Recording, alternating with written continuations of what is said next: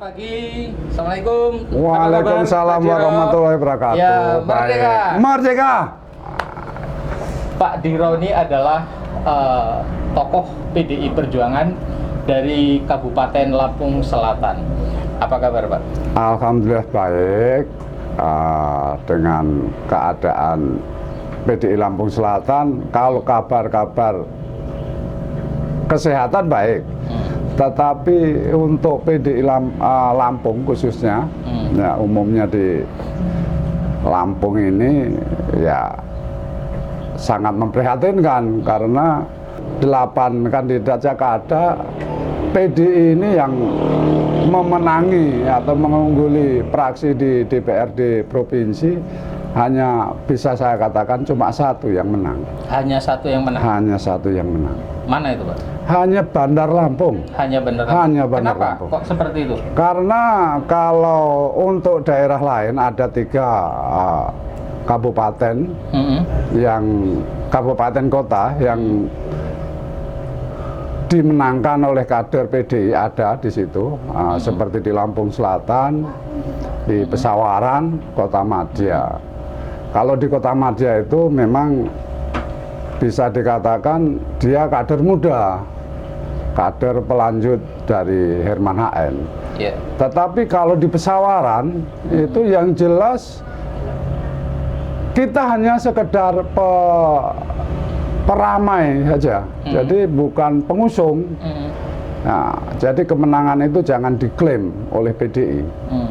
Ya, harusnya yang ngeklaim adalah Demokrat karena di situ Pesawaran 1 itu orang Demokrat. Bahkan kader militansi PDI Pesawaran yang notabene calon yang tidak jadi, itu saya sebagai kader perintis dan yang menjadikan PDI Perjuangan di Provinsi Lampung ini tahu benar siapa si Nasir itu. Artinya Pak Nasir itu adalah orang yang membangun PDI Perjuangan dari Lampung Selatan. Di Pesawaran. Ya, dari Lampung Selatan. Ya, dan terpaksa kemarin maju melalui partai yang lain. Karena kalau pengamatan dari kader-kader gaek seperti saya ini, Nasir ini tidak disukai dengan ketua DPD. Itu yang sepengertian saya. Iya. Padahal dalam politik harusnya suka dan tidak suka itu dibuang dulu. Dibuang dulu. Karena kita lihat adalah kerja politik itu adalah kerja untuk rakyat. Kerja rakyat. Ya, untuk rakyat. Iya. Sehingga kita harus melihat bahwa kader seperti M. Nasir adalah salah satu kader terbaik dan terbukti mampu membangun Pesawaran. Misalkan PDI Perjuangan Pesawaran. Bahkan perolehan kursi di DPRD-nya juga bisa mengusung tanpa koalisi. Pileg dan Pilpres pun kemarin menang. Iya. Dan mengapa tidak direkomendasi oleh DPP, ada apa ini? Ya, itu kalau menurut pendapat saya sebagai kader lama, sebagai orang partai, itu hanya sentimen pribadi antara ketua DPD dengan pribadi Nasir. Jadi bukan atas nama partai. Berarti dia. Pak Nasir jadi korban sekarang? Jadi korban, jelas itu menjadi korban. Terus kalau Bapak melihat dan menyoroti kinerja PDI Perjuangan Lampung sekarang itu seperti apa, Pak? Nol besar. Kinerjanya 0 besar. Dari pelaksanaan rekrutmen keanggotaan, rekrutmen ke pengurusan, kaderisasi, bahkan saya waktu diadakan konperda di Hotel Sheraton, saya ikut hadir walaupun cuma di luar. Kalau namanya konperda itu seharusnya dibentuk komisi-komisi, tapi nggak ada di situ terbentuk komisi. Komisi organisasi itu tugasnya apa, komisi keuangan itu bagaimana, itu nggak ada.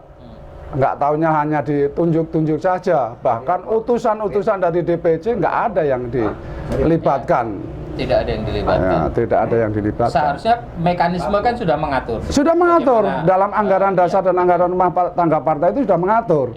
Bahwasanya dalam pelaksanaan konperda, konpercap dan kongres pun itu harus dibentuk komisi-komisi dari komisi organisasi, komisi keuangan, komisi kaderisasi itu ada. Ini saya mendengar bahwa ada keprihatinan dari para tokoh-tokoh PDI Perjuangan Lampung.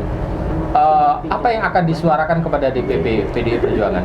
Kalau saya meminta dengan hormat lagi sangat kepada Dewan Pimpinan Pusat ataupun khususnya kepada Ketua Umum PDI Perjuangan, ini harus mengambil langkah-langkah yang konkret untuk kepengurusan di Dewan Pimpinan Daerah Provinsi Lampung. Karena saya secara pribadi dan bahkan secara tokoh-tokoh yang ada di Lampung ini menyatakan bahwasanya kepemimpinan DPD PDI Perjuangan Provinsi Lampung gagal total. Baik dari segi kaderisasi, baik dari segi rekrutmen, Cakada ini sangat ngawur. Karena begini, di agenda pemilu 2024 itu yang jelas PDI ini harus merebut kekuasaan kembali dan kemenangan kembali di parlemen. Kalau parlemen dari sekarang ini dari pimpinan daerah sudah dimenangkan oleh partai-partai lain, kita kayaknya sulit mau memenangkan lagi untuk memenangkan parlemen di pusat. Dan kita nggak mau kecolongan. Dan dari sekarang ini mari kepada Dewan Pimpinan Pusat dan khususnya Ibu Megawati Soekarno Putri sebagai Ketua Umum, ya ambil langkah supaya kita tidak kecolongan di 2024 nanti. Baik, terima kasih Pak Diro. Semoga nanti DPP PDI Perjuangan mendengar ini dan kader-kader seprovinsi Lampung juga saat ini memang situasinya mereka sedang prihatin. Sangat prihatin sekali dengan ya kenyataan kekalahan kita di Pilkada kemarin. Artinya bahwa rakyat sudah mulai meninggalkan PDI Perjuangan.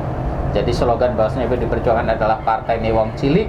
Ternyata wong cilik sekarang sudah mulai menjauh dari PDI Perjuangan. Betul. Nah inilah harapan saya, permintaan saya kepada Dewan Pimpinan Pusat pada umumnya dan khususnya kepada Ibu Megawati sebagai Ketua Umum, ya cepatlah ambil langkah agar partai kita ini tidak ditinggalkan oleh konstituennya. Kan gitu. Baik, terima kasih. Baik pemirsa, demikian bincang-bincang kita dengan Pak Diro, salah seorang tokoh PDI Perjuangan Kabupaten Lampung Selatan. Kita jumpa lagi dalam Suara Marhaen Indonesia. Selamat siang.